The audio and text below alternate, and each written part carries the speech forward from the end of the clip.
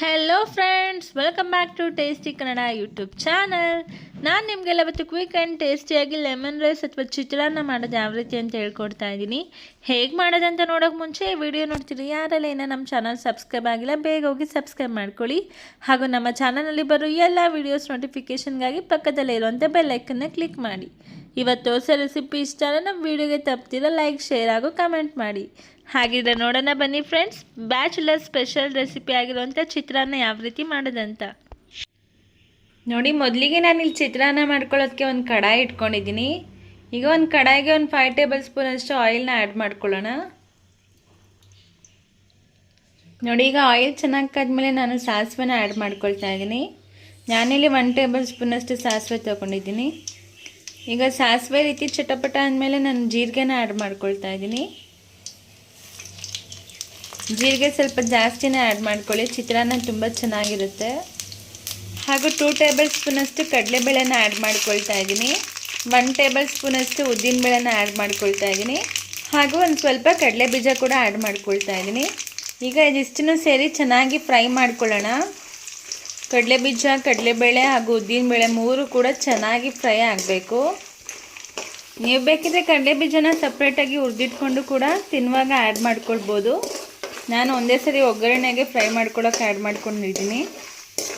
ನೋಡಿ, ಈ ರೀತಿಯಾಗಿ ಚೆನ್ನಾಗಿ ಫ್ರೈ ಮಾಡ್ಕೊಳ್ಳಿ. ನೋಡಿ, ಈಗ ಕಡಲೆ ಬೀಜ, ಕಡಲೆಬೇಳೆ, ಉದ್ದಿನಬೇಳೆ 3 ಕೂಡ ಚೆನ್ನಾಗಿ ಫ್ರೈ ಆಗಿದೆ. ಈ ಟೈಮಲ್ಲಿ ನಾನು ಕರಿಬೇವಿನ ಸೊಪ್ಪನ್ನ ಆ್ಯಡ್ ಮಾಡ್ಕೊಳ್ತಾ ಇದ್ದೀನಿ. ಕರಿಬೇವು ಆ್ಯಡ್ ಮಾಡಿದಾದ್ಮೇಲೆ ಮೆಣಸಿನ್ಕಾಯಿನ ಆ್ಯಡ್ ಮಾಡ್ಕೊಳ್ತಾ ಇದ್ದೀನಿ. ನಾನಿಲ್ಲಿ ಒಂದು 15ರಿಂದ 20 ಮೆಣಸಿನ್ಕಾಯಿನ ಈ ರೀತಿ ಸ್ಲೈಸಾಗಿ ಕಟ್ ಮಾಡ್ಕೊಂಡು ಆ್ಯಡ್ ಮಾಡ್ಕೊಳ್ತಾ ಇದ್ದೀನಿ. ಈಗ ಒಂದು 1/4 ಟೇಬಲ್ ಸ್ಪೂನಷ್ಟು ಅರಿಶಿನ ಪುಡಿನ ಆ್ಯಡ್ ಮಾಡ್ಕೊಳ್ತಾ ಇದ್ದೀನಿ. ನಾನಿಲ್ಲಿ 2 ಟೇಬಲ್ ಸ್ಪೂನಷ್ಟು ಸಣ್ಣ ಉಪ್ಪನ್ನ ಆ್ಯಡ್ ಮಾಡ್ಕೊಳ್ತಾ ಇದ್ದೀನಿ. ಈಗ ಉಪ್ಪು ಹಾಕಿದಾದ್ಮೇಲೆ ಚೆನ್ನಾಗಿ ಮಿಕ್ಸ್ ಮಾಡ್ಕೊಳ್ಳೋಣ. ಈಗ ಕಾಯಿ ತುರಿನ ಆ್ಯಡ್ ಮಾಡ್ಕೊಳ್ತಾ ಇದ್ದೀನಿ. ನಾನಿಲ್ಲಿ 1 ಬೌಲಷ್ಟು ಕಾಯಿ ತುರಿ ತೊಗೊಂಡಿದ್ದೀನಿ. ಹಾಗೂ ಸ್ವಲ್ಪ ಕೊತ್ತಂಬರಿ ಸೊಪ್ಪನ್ನ ಕೂಡ ಆ್ಯಡ್ ಮಾಡ್ಕೊಳ್ತಾ ಇದ್ದೀನಿ. ಈ ರೀತಿ ಸ್ಮಾಲ್ ಪೀಸಸ್ಸಾಗಿ ಕಟ್ ಮಾಡ್ಕೊಂಡು ಆ್ಯಡ್ ಮಾಡ್ಕೊಳ್ಳಿ. ನೋಡಿ, ಈ ರೀತಿಯಾಗಿ ಚೆನ್ನಾಗಿ ಮಿಕ್ಸ್ ಮಾಡ್ಕೊಳ್ಳಿ.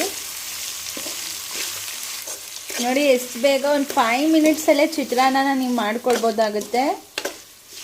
ಈಗ ಫೈನಲಾಗಿ ಲೆಮನ್ ಚಿತ್ರಾನ್ನ ರೆಡಿ ಆಗಿದೆ. ಈಗ ಸ್ಟವ್ ಆಫ್ ಮಾಡ್ಕೊಳ್ಳೋಣ. ಸ್ಟವ್ ಆಫ್ ಮಾಡ್ಕೊಂಡು ಒಂದು 5 ಮಿನಿಟ್ಸ್ ತಣ್ಣಗಾಗಕ್ಕೆ ಬಿಡೋಣ.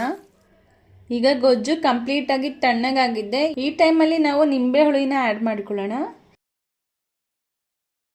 ನಾನಿಲ್ಲಿ 2 ನಿಂಬೆಹಣ್ಣನ್ನ ಈ ರೀತಿ ರಸ ತೆಗೆದಿಟ್ಕೊಂಡು ಆ್ಯಡ್ ಮಾಡ್ಕೊಳ್ತಾ ಇದ್ದೀನಿ. ಈಗ ಚೆನ್ನಾಗಿ ಮಿಕ್ಸ್ ಮಾಡ್ಕೊಳ್ಳಿ. ಗೊಜ್ಜು ತಣ್ಣಗಾದ್ಮೇಲೆ ನೀವು ನಿಂಬೆಹಣ್ಣ ಹುಳಿನ ಆ್ಯಡ್ ಮಾಡ್ಕೊಳ್ಬೇಕಾಗತ್ತೆ, ಇಲ್ಲಾಂದರೆ ಟೇಸ್ಟ್ ಚೆನ್ನಾಗಿರಲ್ಲ. ಈಗ ಫೈನಲಾಗಿ ಚಿತ್ರಾನ್ನ ಗೊಜ್ಜು ರೆಡಿ ಆಗಿದೆ. ಈಗ ರೈಸ್ನ ಆ್ಯಡ್ ಮಾಡ್ಕೊಳ್ಳೋಣ. ಈಗ ರೈಸ್ ಆ್ಯಡ್ ಮಾಡಿದಾದ್ಮೇಲೆ ಚೆನ್ನಾಗಿ ಮಿಕ್ಸ್ ಮಾಡ್ಕೊಳ್ಳಿ. ನೋಡಿ, ಈ ರೀತಿಯಾಗಿ ಚೆನ್ನಾಗಿ ಮಿಕ್ಸ್ ಮಾಡ್ಕೊಳ್ಳಿ.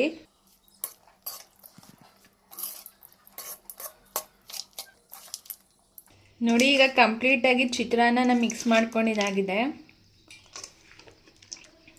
ಈಗ ಲೆಮನ್ ರೈಸ್ ಅಥವಾ ಚಿತ್ರಾನ್ನ ರೆಡಿಯಾಗಿದೆ. ಸರ್ವ್ ಮಾಡೋಣ ಬನ್ನಿ ಫ್ರೆಂಡ್ಸ್. ನೋಡಿದ್ರಲ್ವ ಫ್ರೆಂಡ್ಸ್, ಬ್ಯಾಚುಲರ್ಸ್ ಬಿರಿಯಾನಿ ಅಂತಲೇ ಫೇಮಸ್ ಆಗಿರೋಂಥ ಲೆಮನ್ ರೈಸ್ ಅಥವಾ ಚಿತ್ರಾನ್ನ ಮಾಡೋದು ಯಾವ ರೀತಿ ಅಂತ ಹೇಳ್ಕೊಟ್ಟಿದ್ದೀನಿ. ಈ ರೆಸಿಪಿನ ನೀವು ನಿಮ್ಮನೇಲಿ ಕೂಡ ಟ್ರೈ ಮಾಡಿ ನೋಡಿ, ಹೇಗಾಗಿತ್ತಂತ ನಮಗೆ ಕಮೆಂಟ್ ಬಾಕ್ಸಲ್ಲಿ ತಿಳಿಸಿ.